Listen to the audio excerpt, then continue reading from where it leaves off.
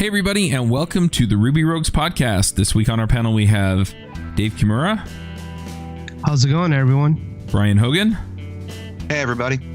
Jason Sweat. Hello. I'm Charles Max Wood from devchat.tv, and this week we're going to be talking about basically what to do when you're coming onto a new project. Now, there could be a team there, maybe there isn't a team there. Could be a really old project, could be a relatively updated project.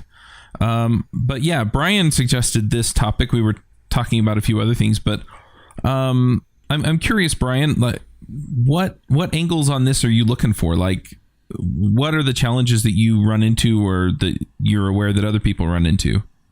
So yeah, if let's say you're a consultant or you're a new employee, you just picked up a new job. And you're going to be running into a whole bunch of new things. You're going to be running into a new project, which means a new code base that you have to get up to speed with. You're going to be meeting new people. You're going to be figuring out who the stakeholders are, both externally and internally. You're going to be learning the new processes that people use. I mean, maybe you're familiar with Trello, but this new place uses Jira. There's a whole bunch of things that if you're a new employee or if you're a consultant, that you're going to run into. And it doesn't matter if it's your first job or if it's your 15th job. These problems all exist. And so I'm interested to hear how everybody navigates these kinds of challenges when joining on a new project.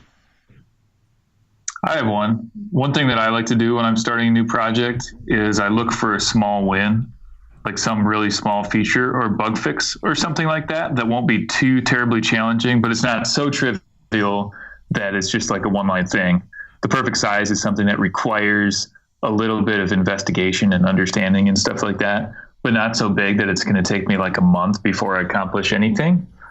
And that can be like a good first step, because if you get that small win, then you sent some momentum in the right direction. It shows you that you're capable of working with this new code base, and it also shows your stakeholders the same thing.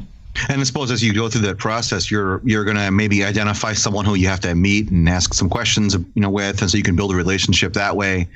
You'll get acclimated to the ticket system, things like that, and that's that could probably create a lot of avenues for communication for you as well, right?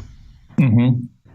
One other thing, and also a good thing to do is suggest a full code rewrite on your first day. That usually people love to hear that, especially start out with, who wrote this crap? I can't believe who was the idiot that wrote all this code, right? They love to hear that too. Yeah. It was me. Sorry. That definitely makes them happy. Yeah. No, don't. No. This episode is sponsored by Hired.com. Are you searching for a new job? That can be stressful, scary, and time-consuming. Pushy recruiters try to sell you on roles you don't actually want, and the job boards make you feel like you're throwing your resume into a black hole, never to be seen again. And sometimes you go all the way through the interview process just to find out at the very end that the salary, offer, or company culture doesn't match what you're looking for. Hired is the world's most intelligent talent matching platform for full-time and contract opportunities in engineering, development, design, product management, data science, sales, and marketing. We make your job search faster, focused, and stress-free. Instead of endlessly applying to companies and hoping for the best, Hired puts you in control of when and how you connect with compelling new opportunities. After completing one simple application, top employers apply to hire you, and on Hired you receive personal interview requests and upfront salary information so you can make informed decisions about what opportunities to pursue over a condensed timeline. Hired offers access to more than 4,000 innovative employers, including big brand names like Facebook and smaller emerging startups. The size and type of company you want to connect with is totally up to you. And we help you find new opportunities in 17 major cities in North America, Europe, Asia, and Australia. Open to relocation? Let them know. Your privacy and autonomy in your job search is of utmost importance. And if you sign up today using the show's link, that's hired.com/rubyrogues, you can get double the normal hiring bonus. That's $600 instead of $300. So go check them out at hired.com/rubyrogues. Suggest a full code rewrite on your first day. That usually people love to hear that, especially start out with, who wrote this crap? I can't believe who was the idiot that wrote all this code, right? They love to hear that too. Yeah. It was me. Sorry. That definitely makes them happy. Yeah. No, don't. No. So I have a few tricks here. A lot of this is aimed at the database or at the code, but some of it does tie into the who's who. One of the things that I like to do is I like to get a churn report on the repo. And what that does is it tells me which files are changing the most often. And Ruby has a gem that will do this static analysis for you on the Git repository. And then what that tells you is it tells you which files are the most important, or at least the ones that are most likely to change. And usually that's where kind of the nexus of activity is going to be on the repo. And if you can kind of then understand those classes or those files, then that sets you up to be able to understand what the rest of the app is doing. Wow, that's a really good idea. And it never occurred to me to do such a thing. But I'm definitely aware of that kind of 80-20 of a code base where there's like a certain section of the code base that is going to be like most of your time is going to be spent in that area. And if you can figure out what that area is, right, that's the idea, then it like can help you gain an understanding really quickly. Yeah, the other thing I do with that is once I have that report and I'm looking at the class or whatever, if there's anything in there I don't understand, then a lot of times I'll go look for tests for that. And if they don't have them, then I'll actually write them. And then what I do is I fiddle with it to see how I can break the test or break the expectation so that I know about where the boundaries are for that. Because again, if, it just kind of helps me handle that WTF.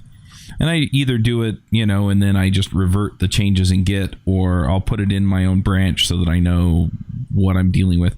Maybe I'll check in the tests, but anyway. Yeah, I was going to ask, do you commit those tests? Because it can be a hard sell as like your first thing. If you write some tests, then you're going to have to like merge that in and deploy it and all this stuff. And it's probably going to be hard to get other people on board to just have you commit that.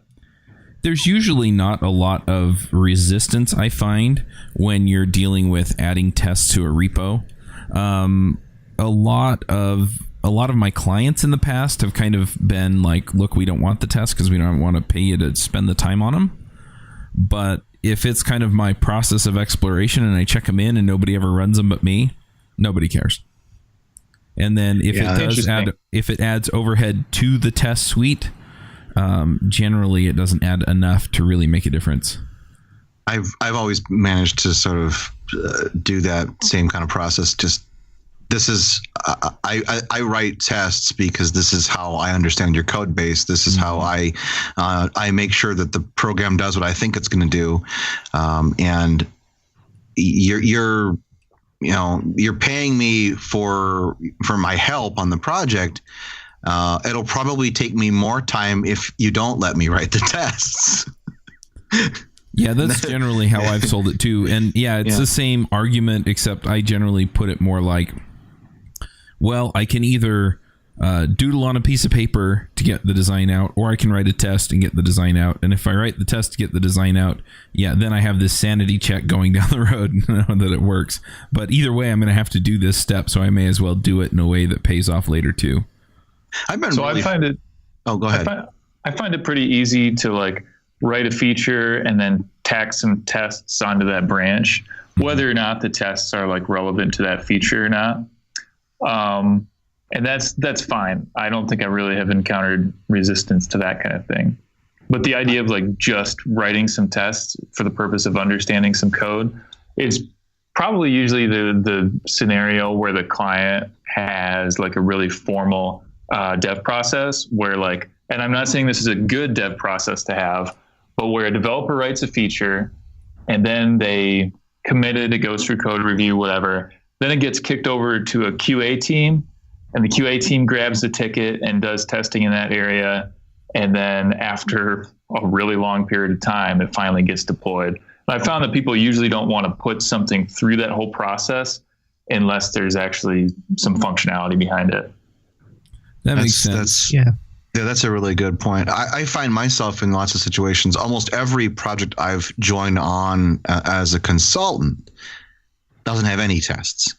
And the people who are paying paying my consulting rate, they don't really see a problem with me adding them because they don't have any, and that's usually how it works. Is we don't have any tests, we haven't really prioritized them, or we don't know how to write them, or things like that. And so I don't tend to encounter a lot of resistance among the people on the team writing tests. What I will find is they won't write them. Mm-hmm. That's sort of the reason they don't want to write them, but nobody really tends to stop, like to actually say, no, you will not write tests. We don't want you writing tests. I don't tend to run into that very often. A lot of times it's more of, you want to write tests? That would be fantastic. So well, I think it depends. I feel fortunate in that regards. I recognize that that's not as common. From talking to other people, I recognize that's not as common. It's probably worth mentioning that it depends on like your relationship with the client and your clout with the client. Like if you're doing staff aug style consulting, or contracting is probably the more appropriate word, and just like plugging into somebody else's team and the other people have been there for a long time and you're just new, then it's pretty hard. But if like you're the sole developer, like taking over a rescue project, then it's probably pretty easy. So let's talk about that. Can I chime in here real quick? Because I think we're kind of talking our way around consulting. And this is something that you have to do when you get a new job or move to a new project within a company as well. So I don't want people tuning out because they're saying, "Hey, look, I'm just not a consultant, so why do I care?" The reality is replace those terms with, if you're a new employee somewhere and it's a big team and everybody else has been there for years, then it's going to be hard. Right. If you're the first, it's same deal. Right. That gets to the crux of the initial question I asked is, that's one of those things you have to navigate really carefully when you join a team. What the people on the team, they have already made a bunch of decisions. And when you're coming in, you don't really know why a lot of these things happen. You can look at a code base and you can say, well, that just looks silly. Why would you do that? But there are people there with a lot more experience that understand the background. I call it institutional knowledge. They know what the business decisions were. They understand that some sacrifices were made in order to hit a deadline. So what do you all do to sort of understand those kinds of things and find those kind of get a handle on that institutional knowledge when you're the new person there? Well, that's actually the perspective that I come from, where I'm usually the person who's already there and I'm onboarding a new developer and getting them acclimated into our ecosystem. So, typically whenever we bring on someone new that's going to be working on a project that I own or that I'm working with, I'll actually give them a full demo of the project and I'll actually record it so they can reference to it later. But I think the key point is to actually show them, here is what we're doing, here is the features, and here are the critical points in the application that must work. And then we'll actually start diving into some of the code base, and we use Jira for handling our issues, features, and bug fixes. I'm sorry, but Jira's not bad. I like it. So shut it. No, everyone has their own preference for issue tracking, version 1 or whatever. But I'll give them something that I know that they should be able to handle. So something that's not going to completely overwhelm them. And maybe it's something that, it's a feature that we've been wanting to add for some time. It's just there's never been enough resources to handle it. So, I'll give them something simple and just kind of, be right next to them and kind of physically or virtually and just kind of step them through, here's how I would approach handling this situation, and just, take what we did on the live demo and actually show them the code behind it and how it steps through. Then after some time, after they've gotten their feet wet, doing what you said, Jason, kind of get that first small win, then they've gotten enough exposure of the application to where now that they have an idea of what the business is, what the application is supposed to do, and they've seen some of the code base, I then go back through and do a demo again, similar to the first one, where we step through some of the critical features, then actually show right side by side the code that's actually executing it and how it works, why we made these kind of decisions around it, and then just more the general hierarchy of the application. So you have a sort of a comprehensive plan for onboarding somebody to the team, which I think is fantastic, and I commend you for doing that. How do you, to the people who are listening who may have to onboard new team members who are in your situation, what message do you have for them if they were to say, I don't have time in my schedule to put something together like that when we onboard somebody? What would your response be to someone like that who would say that to you?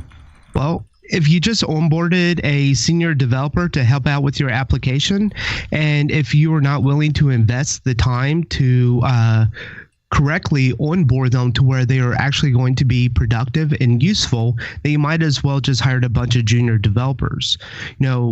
Part of being a more senior developer or someone with more experience in that application space, whether you're the subject matter expert or whatever, I mean, that's part of development. It's not just writing lines of code. It's working with others and being able to teach them and show them what you guys are doing and why you're doing it this way. Awesome. So to the rest of the panel, when you join a project, do you sometimes have difficulty sort of putting your ego aside and sort of being open to the way a team does things, or is that something that you struggle with? Because it's something that earlier in my career, something that I really struggle with. I kind of came in with the attitude of I know what I'm doing. Let's hit the ground running, and then you kind of have this realization of they really do things a lot differently here. So what kinds of things have you struggled with in regards to that? So for me, I mean, most of the time, it's not so much what they're doing differently, it's as opposed to what they're not doing that I think would pay off. And sometimes I come in and make a suggestion, and it turns out that in order to implement it, it would take some change. So, I mean, some of the things that I suggest to pretty much every client and employer that I've had is to do continuous integration.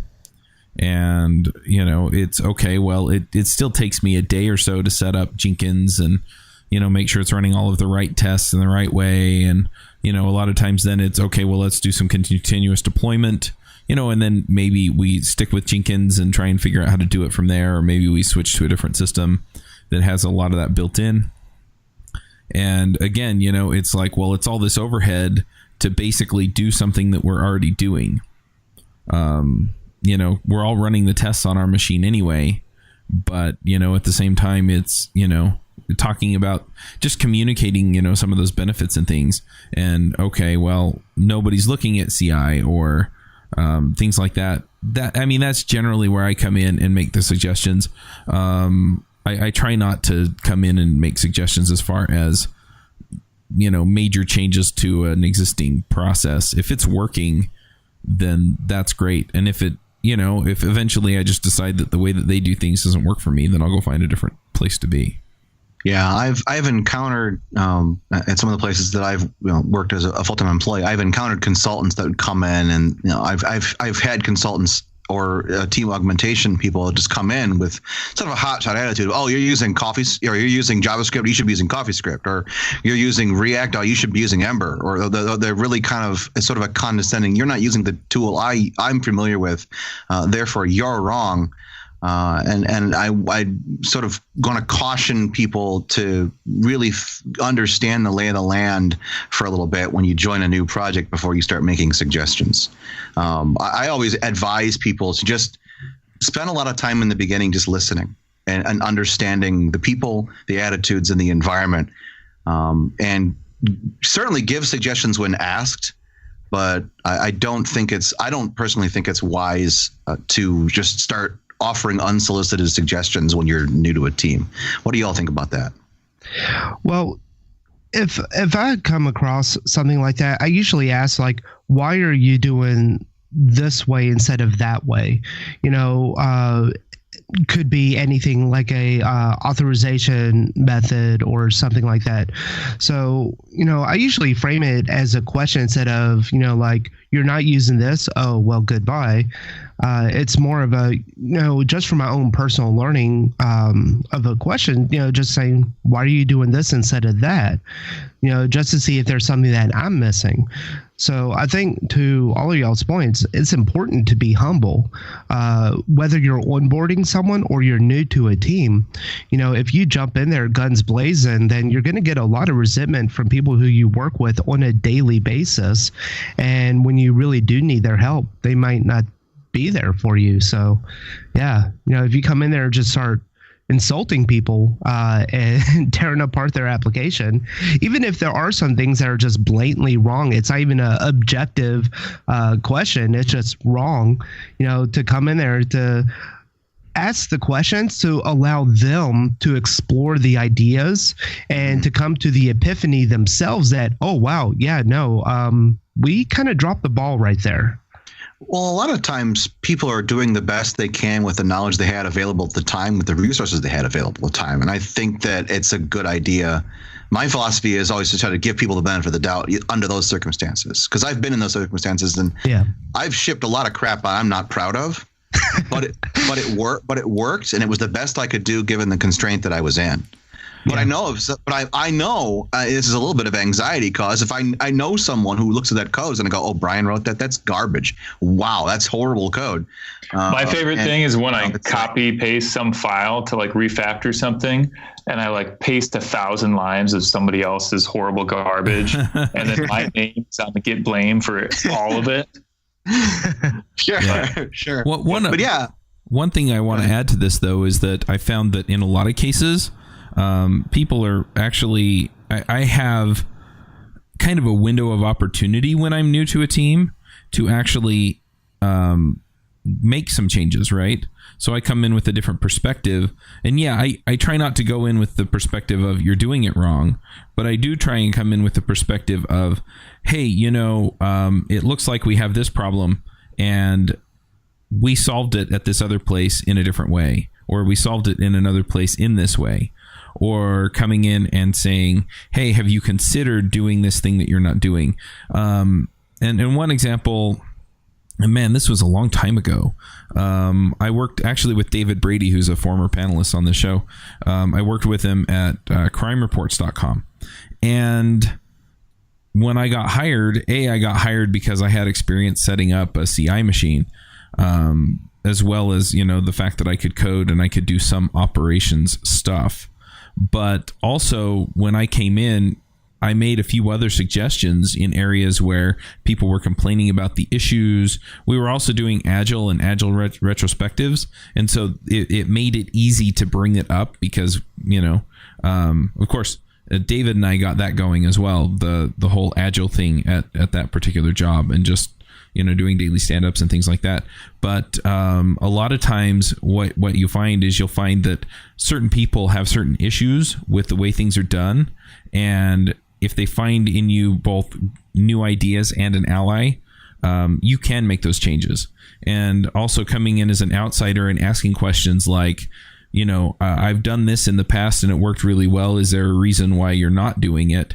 And couching it in more friendly terms, I guess. A lot of times you'll start either getting answers or you'll start getting thoughtful looks about it.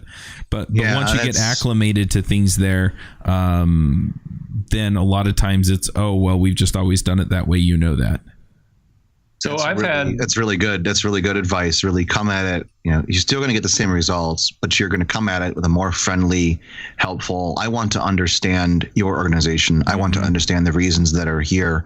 I'm not necessarily saying you're doing it wrong. I'm suggesting that here's how we've solved it somewhere else. I like that. I like that approach a lot. And I think something really important to realize is that the ideas you're thinking of for changing things and improving things, you're probably not the first person in the organization to think of that. You're probably preaching to the choir if you come with those ideas to your team members. And, like you guys have said earlier in this conversation, the other people they probably want to improve things, but there are certain reasons that they are the way they are. I've had a really interesting experience over the years where, especially when I was younger, I would come into an organization and I would look around, both technically and non-technically. I would say, man, if I was running this place, I would do things so much different, so much better. But then I've had more and more opportunities where it's like, hey, if I were running the show, I would do it differently. And somebody says, okay, Jason, what should we do? Tell us what to do and we'll do it. And at that point, it's kind of like, well, and you start to think through it and you're like, man, we really can't just like change everything overnight. Things are the way they are because of certain realities. And maybe we can do things better. But like I had this situation last year. I was working with a client for several months and they had a really long cycle time. It was a really, really long time between the time you'd build the feature and the time it got deployed. And everybody hated it. And it made it so that deployments were really like risky and painful. And it was just a really tough process. And I wanted to fix it, but it was really hard to fix because our code base didn't have much test coverage. And so we couldn't do anything like automated deployments or, all committing to a master branch, making it so that we don't need to do all these merges and stuff like that. And so, like I kind of said earlier, there was a lot of inertia in a certain direction. And so it's like, even if somebody handed me the keys and said, all right, Jason, just change things however you want to change them. We'll do whatever you want us to do. You can't always just do it.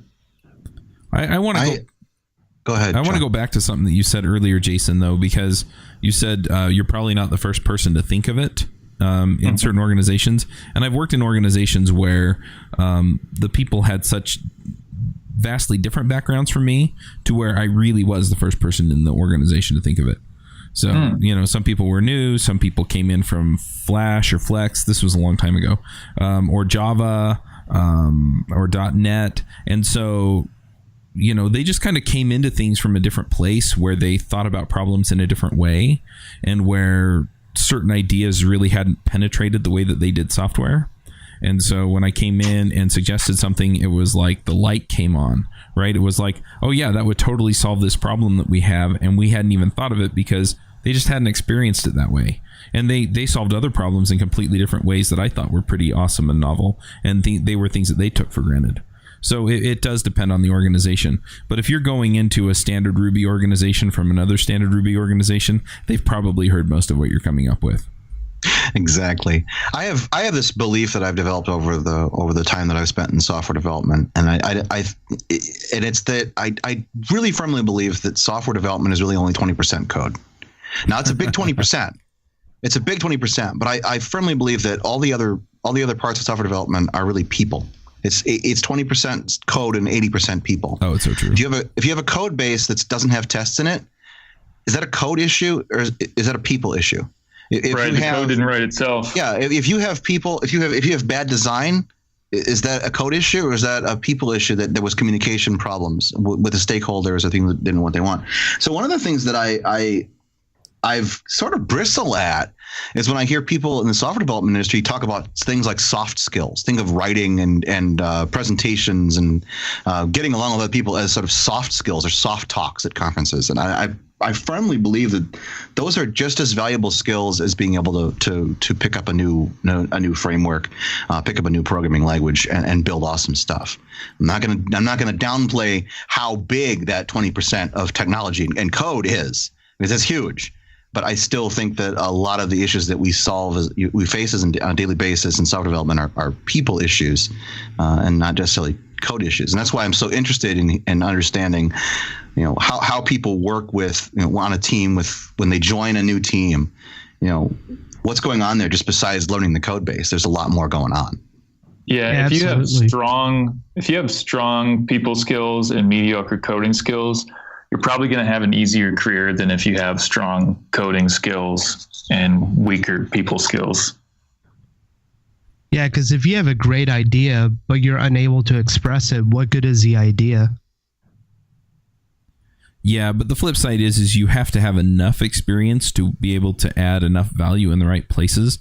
I mean, you can't discount either one. You have to be able to do the awesome technical stuff, and you have to be able to do the awesome people stuff. And I've worked with genius developers. I mean, these guys, like, they blew my mind with some of the stuff that they came up with and wrote. Mm-hmm. But I picked it all up from the code because I couldn't talk to them. Mm-hmm. And, sometimes it was because they were like painfully shy, and sometimes it was because they were just total jerks. And, either one, I mean, if you really can't communicate with somebody about what's going on, your code has to communicate with their code.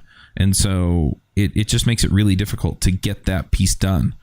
And a lot of times what will wind up happening is, and I'm sure we've all been in this situation, you get called in, right? Why isn't your feature done? And it's, well, I have to interface with this other guy's feature or this other gal's feature. And it turns out, well, then what's the problem, and you're saying, well, they won't communicate with me. And they're saying, well, I don't have time to deal with them right now. And, anyway, it causes problems. And so, yeah, if you discount the technical stuff as well, I mean, that's ultimately what you're getting paid for, is to produce that stuff. Do you ever have issues crop up in production that you don't see in development? Do you even know how your app is performing in production? Performance, errors, and analytics to figure out where your app is bogging down are important to keep an eye on. You could try one of those error tracking apps, but why not use a tool that does it all? Try Datadog. Datadog tracks performance, collects data on your errors, and provides you with the information you need to improve your user's experience and fix bugs without having to log into the production server and dig through the logs. What if my app spans across multiple servers and services, you ask? Datadog seamlessly collects metrics from every corner of your application, including services like Amazon AWS and systems like Redis. So whether you want a clear view into your application's performance, need to be notified of new errors, or to keep track of your application across various services you use Datadog. If you go to devchat.tv/Datadog and start a free trial, they'll send you a free Datadog t-shirt.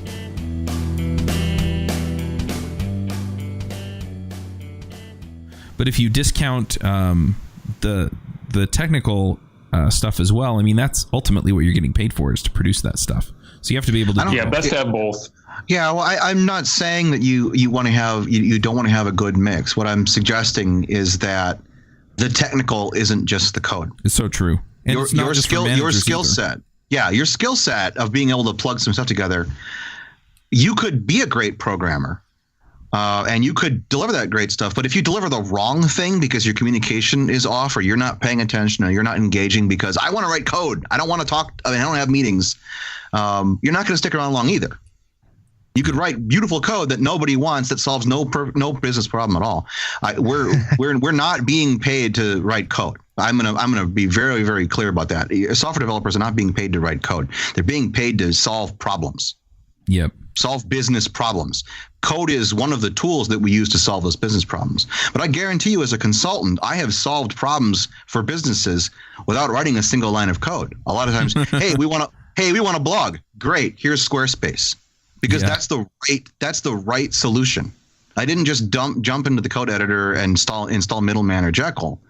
You use the holistic approach of this to solve people's problems, and they love you for that, and they're happy to hand you a check to solve bigger problems later on. That was actually a question on one of Justin Searles on his type indicator survey. Is it? Let me find that code. Is it better to? Is it more important to build the right thing than to build the thing right? And it was just kind of funny. So I took that survey. It's really important. We should probably link to that. Yeah. I think it's really important to think about those kinds of scenarios as we're solving these problems, because we do have this tendency as software developers to, I want to solve this code. I want to write this. It's really exciting. We love the challenge. We love that challenge, and sometimes it's not the best use of our resources or their resources, the team's resources. So we kind of plugged writing tests, and sometimes getting the pushback that either there are no tests or we don't want tests. So if anyone's listening, they're trying to convince their employer to, that, hey, we need this code coverage, this test coverage for our code. One thing you can tell them is like, look, we're going to test our application no matter what. It's just, do you want it to be automated? Because I'm going to spend much more time manually testing each feature that I push out every single time. Or we could have this fancy automatic code scan or this test coverage that will do it for us automatically every time. So there's a really fun way that I solved that on one project with a team. I said, I promise you're spending just as much time, maybe even more, testing this application manually. And so we set up rescue time on their machines, and we just looked at the logs. Look how much time you're spending in a browser versus your code editor. Yeah. What are you doing? What are you doing in the browser? Well, and look at the URL. Look at the URL. It's localhost. What are you doing? The other end of that is a lot of times they have a bug tracker set up. And if they have a bug tracker set up, it's like, look, well, how many of these bugs could we have caught with tests? And it's back to that 80-20, right? Well, 80% of them could have been caught with the test, and the other 20% are things that we actually have to help our users with. Yeah, and I'd really rather spend my time on those kinds of problems than than the really ones that honestly we could have caught. But well, and are you losing customers? Are you losing developer time where it's okay? Well, I haven't touched that code for 3 weeks, and now I have to get my head back into that space, as opposed to having a test that tells me the second I try and commit it through CI, or just the habitual I commit and then I run the tests that says, "Hey, you busted it."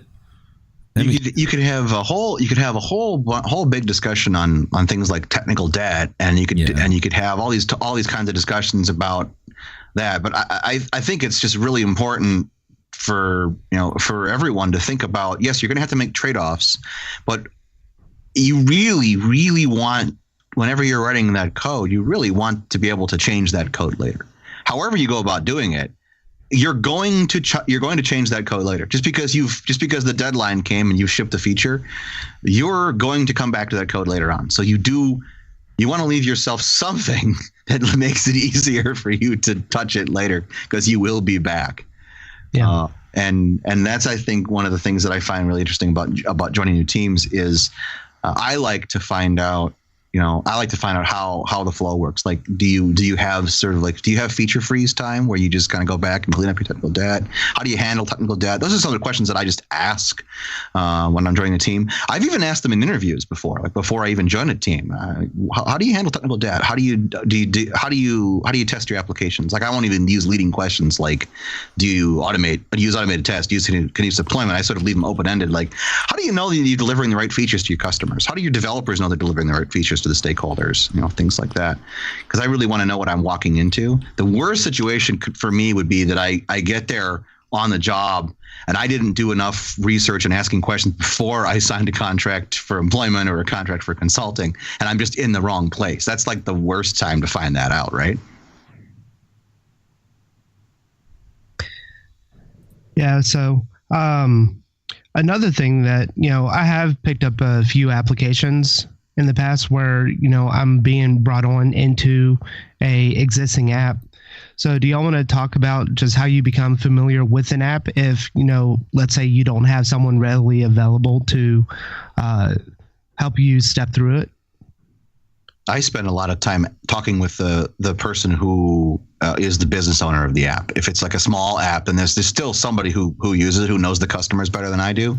And so I almost treat it like the code doesn't even exist. Like, how is this supposed to work?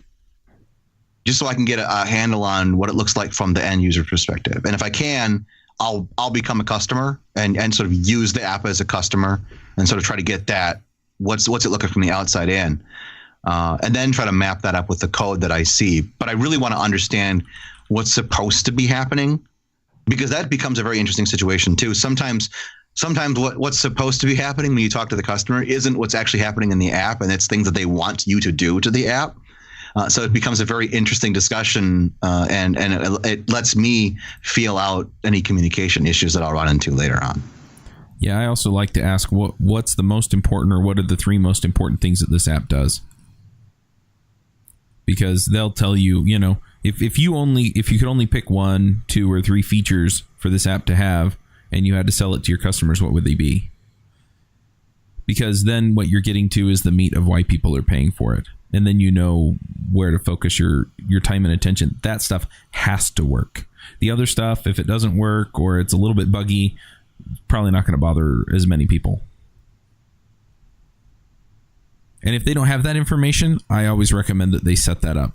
That they put some kind of tracking in there so that they can find that out. I like that. Yeah, it's a really good suggestion. Yeah, because if they can't answer that, then I think they have bigger problems. Well, yeah, again, it tells you, right? It tells you what you're in for. Yeah. Has it ever actually happened to anyone where you go in for a job and you ask them, like, what is this application? What are the 3 main points of it? Like, you know what? I have no idea. Well, a lot of times I get the general, oh, well, it helps our customers, so for example, crime reports. Well, it helps law enforcement manage geocoded information about crimes. And it's like, okay, but what 3 specific things do they use most often? We don't know. What are the 3 things that, that get them excited to buy it? What are the things that your salespeople are talking to them about that get them to bite? We don't know. Well, and that's when I start saying, okay, well, if you have those conversations then with the people who are talking to your customers in your company, and then you have the tracking set up so that you can see what they're into every day, then you can figure that out. Because then if you can make those features nicer or sweeter or easier to use, then they'll love you more. I just want to point out that what Chuck is talking about is exactly that soft skills, because he's got such a background in understanding businesses and understanding metrics. His background is beyond just writing code. He knows to ask those questions, and that's additional value that you bring to a team, whether you're consulting or whether you're joining a team. That additional value that you bring really can add a lot to that situation. You ask questions that other people wouldn't think to ask. Well, one thing related to that is I have found that companies have 2 different feelings about former consultants. And some companies hate them. They won't hire them because they're too independent, or we're worried that they're just hanging in there until they can get enough in the bank to go back out on their own. And then there are other companies that will hire a former consultant or entrepreneur just because then they have somebody in the tech team that can talk to the business points and talk to the business people and really understand the entire point of what they're doing in the first place. So kind of going back, what was the name of that Ruby gem that you had mentioned that will actually show the most commonly edited or committed files? I think it's just churn. Yeah, I'll have to look into that. I will Google it. I'm getting back to kind of like looking at the code base and what you're digging into. I will say that I do sort of fiddle with git blame a lot, not necessarily to blame anybody, but just sort of to figure out, kind of get an idea of who owns what. If it's a team of people, who's kind of spending their time, because you tend to see that you tend to see certain developers become responsible for certain parts of a system. Whether it's intentional or not, it just sort of happens that people become subject area experts in a certain part of the application, and it's just sort of good background knowledge to have. If I happen to be fiddling in a file, who works on this? And I use git blame because I find that issue trackers lie. Yep. Well, the other thing is I mean, sometimes git blame isn't perfect. Somebody changes the indentation and so it updates that line of code. But I mean, most systems like GitHub, GitLab, etc. If you ask them, okay, what's the deal here? And then, you look at the change and you can see it's a change in indentation. You can go back to previous versions and you can eventually find out who wrote that code. And it may take you an extra 2 minutes, but it's totally worth it if they can give you the answer you need.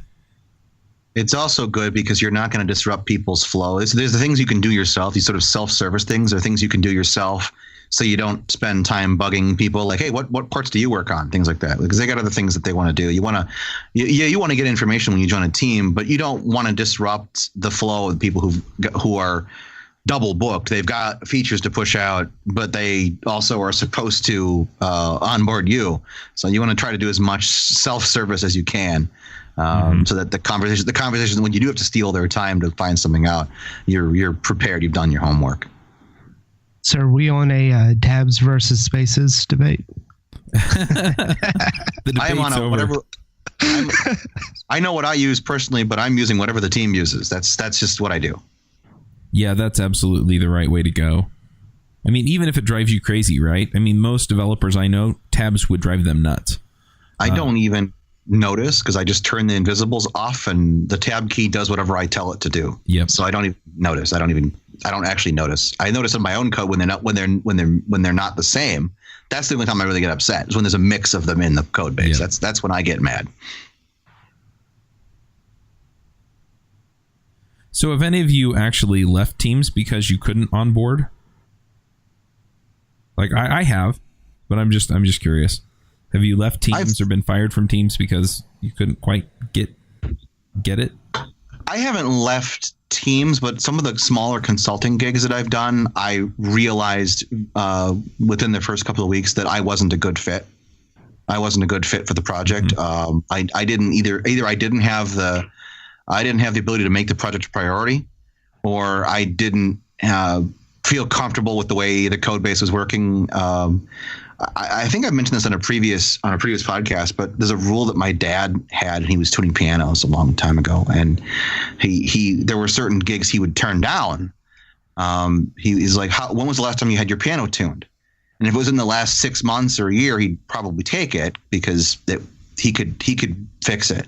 But it turns out that if a piano's been sitting for too long, you can't really tune it. You can get it in tune, and then it'll slip tuning, and he'll look bad because like he did a bad job tuning the piano. He doesn't really want that. And I've sort of also lived with that sort of thing. Like if I come in and this thing is just such a mess that I don't feel confident that I can fix it or work with it, I would really rather find someone else who's a better fit and help the customer out and find someone who's going to do a good job for them than try to do it myself and come away with myself being unhappy and the customer, the client being unhappy. So I have walked away from things, and I've handed things off to other people that I know that would do a better job. I think that's a really important point, Ryan. You mentioned the idea of tuning a piano that hasn't been tuned in forever, and it might slip later and it makes you look bad. I had that experience with a client, and I would release stuff, and because of the other code that existed, it was impossible to know whether the stuff I was writing actually worked. And it was like mission critical stuff. And if it went bad, it was bad. And it's like, I'm not going to write stuff that I can't tell if it actually works or not, because that, kind of like you said with the piano, that looks bad on me. And so I kind of got away from that as soon as I possibly could, because it was hurting my reputation potentially the longer I stayed there. I mentioned that I've been in this situation, though my issues were people issues. So I joined a team, their process was all over the place. And the other issue was that everybody had kind of siloed, and they just expected me to jump in and work as a generalist. But the issue was that if I tried to claim a ticket in Pivotal Tracker, then somebody would inevitably, within a day, would come to me and change it from, assigned to me to assigned to them because it was in their silo. And, and so I wound up spinning my wheels for about 2 or 3 weeks. And then the other issue was that if I needed help from somebody, well, they'd be off on their own doing their own thing, and I couldn't get anybody to actually respond to me to explain how the system worked. And it was so complicated that there was no way for me to know all of the repercussions of what I was doing. And so I think I solved a few tickets, but I'd either get feedback or code reviews from people saying, hey, look, you didn't solve for this problem, or you didn't account for this issue way off in this other part of the system. And so eventually I just realized that they were going to wind up paying me a lot of money for not a lot of return, because I was just going to wind up running around wishing that I could contribute.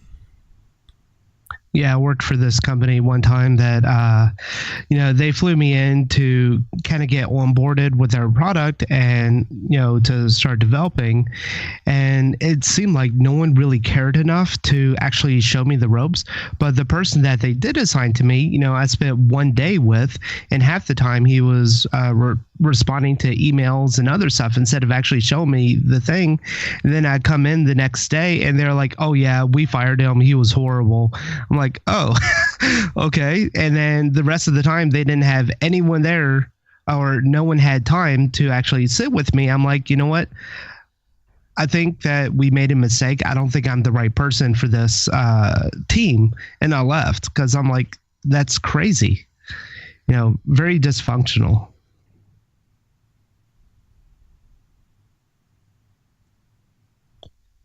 Yeah, I also worked for a team that the onboarding actually went really well. So, they flew me out to their office.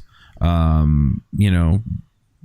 worked with their engineers for a week. They had me out there for a week, and they had just brought on another consultant also that same time. So we were both there at the same time.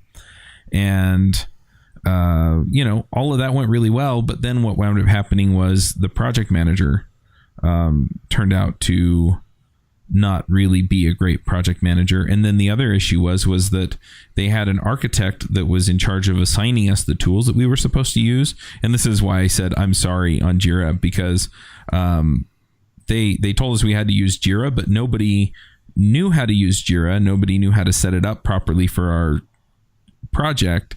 And this architect was so overloaded that he didn't have time to do it either, even though he dictated that we had to use it. We had to use Bamboo, I think, is their CI system.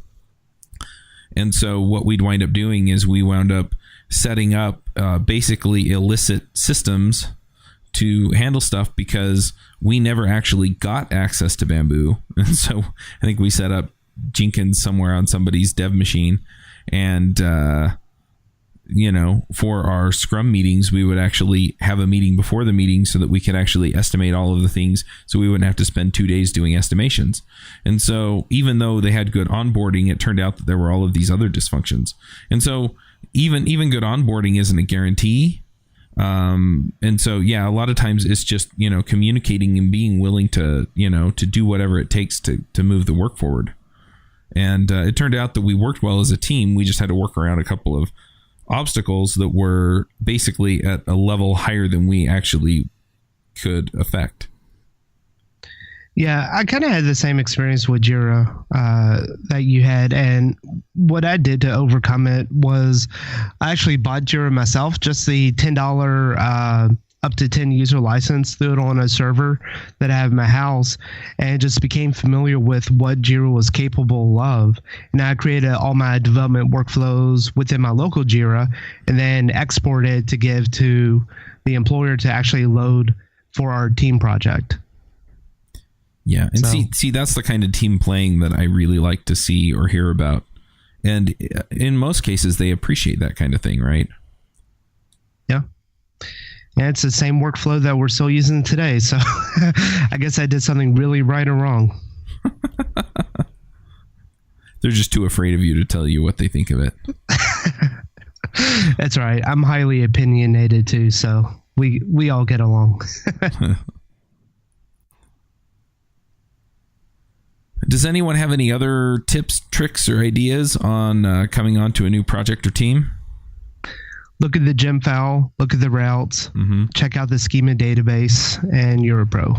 If they give you access to Slack or something similar to that, spend some time looking back at the history as far as back as you can go. Just try to understand the team, understand the dynamics, understand the environment, and it'll be much easier for you to sort of fit in. Just to add to that, generally what I do with that kind of a thing is I go back about 2 weeks and read everything. And then I'll go back a little bit further if I need more context. Because once you've looked at what they've actually been discussing for the last 2 weeks, you'll get a pretty good idea of what issues different people are having and what kinds of things they're discussing and where, basically where the problems are and where things are actually working well. I'd add one thing too. Be careful of fooling yourself into thinking you know things you don't actually know. It's easy to come onto a project and think X and Y are really important, but then you get a couple months in, and this always happens to me. I come into a new project and I think certain things are important, and a few months down the road, I realize those few things weren't important at all. And there's a few other things that are way more important. And it took me a while to realize that what seems important in the beginning isn't necessarily what's actually important, if that makes sense. Yeah, leave that stuff on your resume.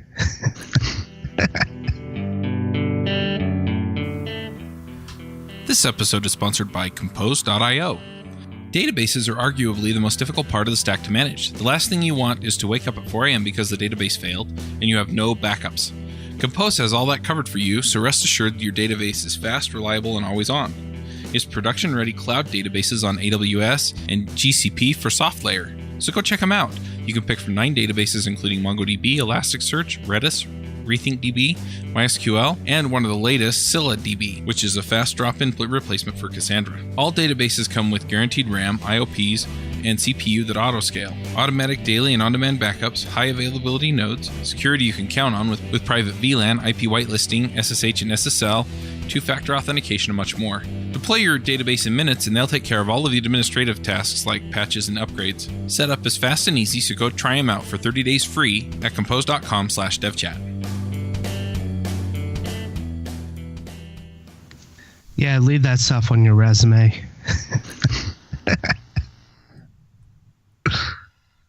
All right, well, let's go ahead and do some picks. Jason, do you want to start us off with picks? Sure. I decided that my recent picks haven't been eccentric enough, and so I'm going to pick a weird one. So there's this book I've had for years, but I just kind of picked it up again.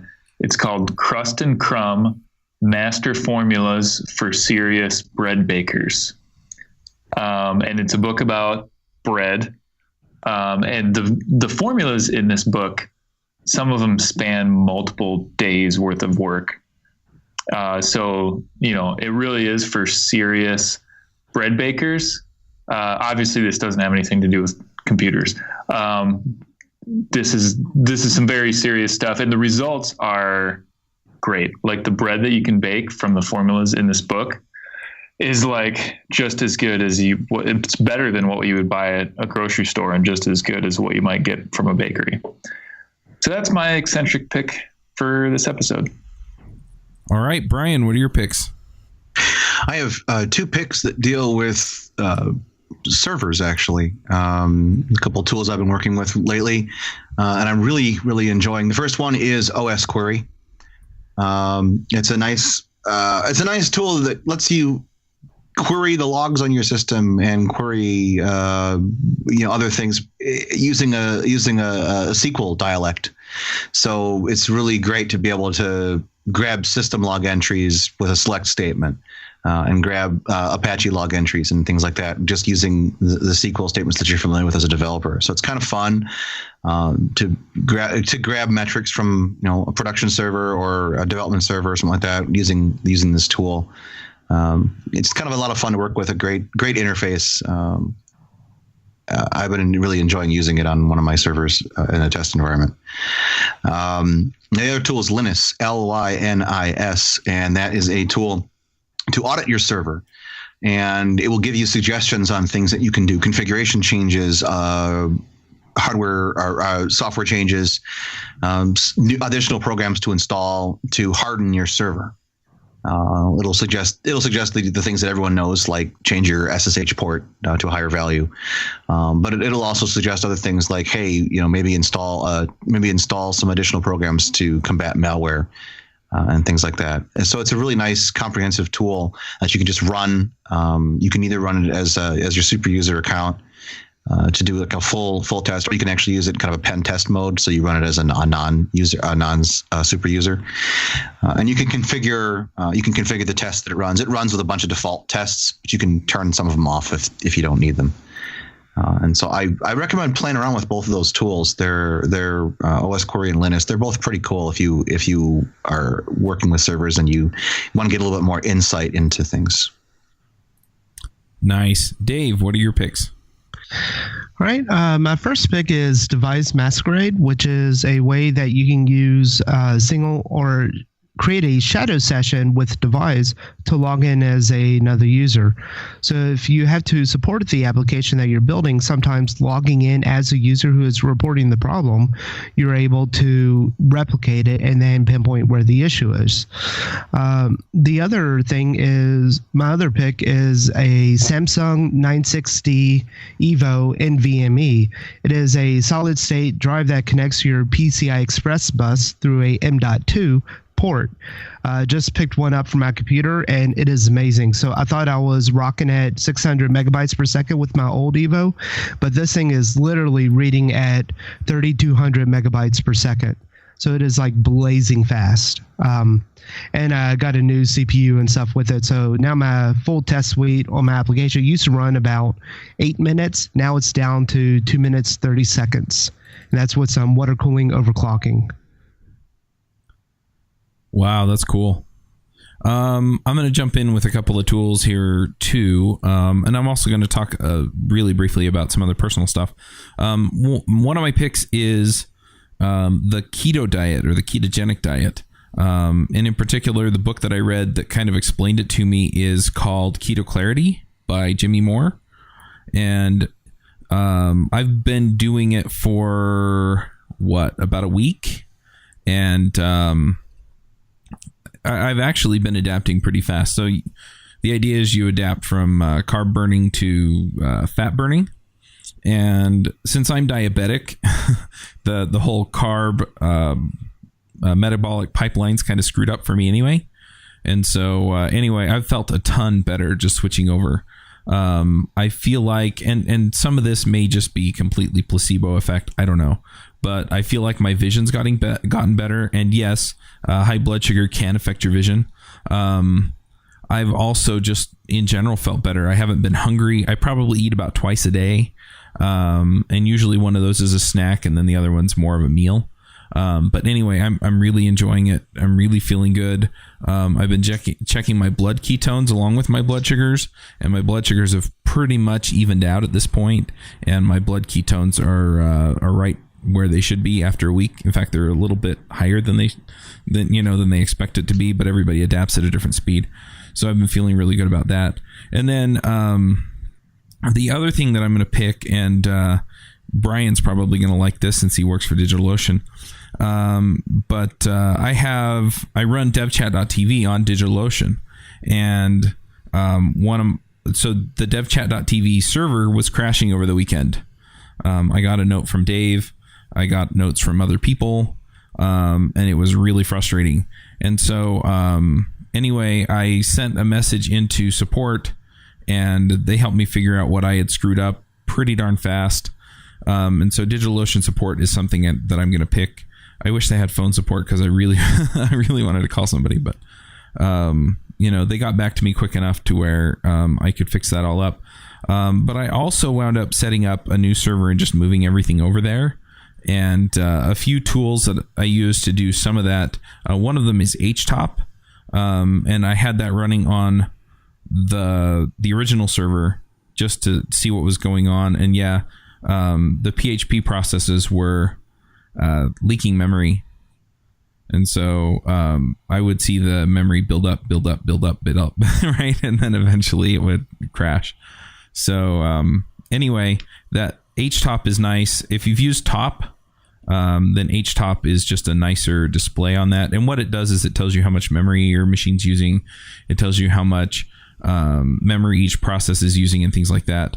And then one other thing I'm going to pick about DigitalOcean that I'm really excited about, because I hadn't logged in for a while, they have monitoring now. And so you install the DigitalOcean agent on your machine, and then it will actually tell you in graphs on the web interface so that I don't have to log in anymore. For one, it'll tell me how much memory it's using, etc. But also, I've set it up so that it will annoy me in Slack if there's a problem. So if it goes over a certain memory or CPU or things like that, you can set these thresholds and it'll let you know. So I'm pretty happy about that too. And then the last thing that I'm going to also mention about DigitalOcean is the snapshots. So, I was thinking I'd just spin up another machine because the machine that I had wouldn't boot up because I had messed up the way I set up swap on it.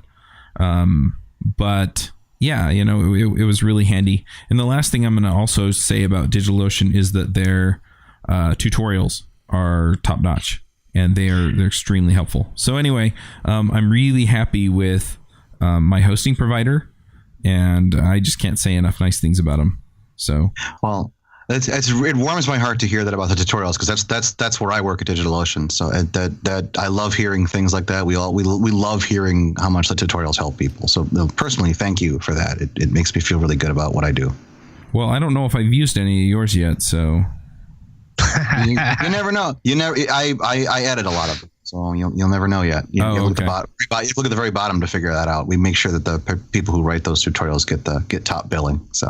Yeah, I've seen the authors' names. I think it was Justin or Jason or somebody that wrote the ones that I was using. But yeah, we love those kinds of comments from people.